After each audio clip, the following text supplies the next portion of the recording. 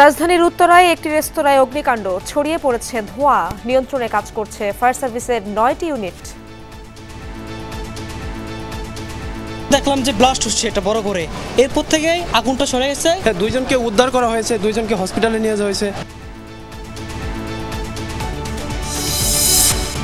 পূর্বাচলে গাড়ির ধাক্কায় বুয়েট ছাত্র নিহত, আহত ২। ক্যাম্পাসের শিক্ষার্থীদের বিক্ষোভ, অপরাধীদের উপযুক্ত শাস্তি চান সহপাঠীরা। এই ঘটনায় অভিযুক্ত চালক মদ্যপ অবস্থায় ছিলেন এবং বেপরোয়াভাবে গাড়ি চালাচ্ছিলেন। আমরা আমাদের ভাইয়ের হত্যার সুষ্ঠু ও অতি সত্বর বিচার দাবি করছি। কলকাতায় পাওয়া মরদেহের খণ্ডাংশের সাথে মিলল সাবেক এমপি আনারের মেয়ের ডিএনএ। সিআইডির দাবি, খাল ও ফ্ল্যাটে পাওয়া নমুনাগুলো তারই। আইফোন কিনতেই ব্যাংক ডাকাতির পরিকল্পনা করেছিল ৩ বন্ধু, জানালেন কেরানীগঞ্জ থানার ওসি। ১ মাস ধরে রেখি বুধবার ভাঙে সিসিটিভি।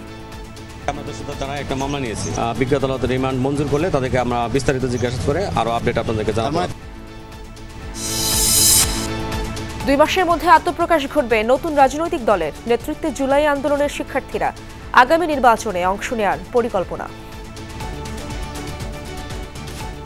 আগামী ১-২ মাসের মধ্যে বৈষম্য বিরোধী যে ছাত্র আন্দোলন আছে, তারা এই রাজনৈতিক দলটি মাঠে আনতে সক্ষম হবে। নতুন যে রাজনৈতিক দল আমরা প্রত্যাশা করছি, তাদের কার্যক্রম আসলে শুধুমাত্র কথার মধ্যে সীমাবদ্ধ থাকবে না।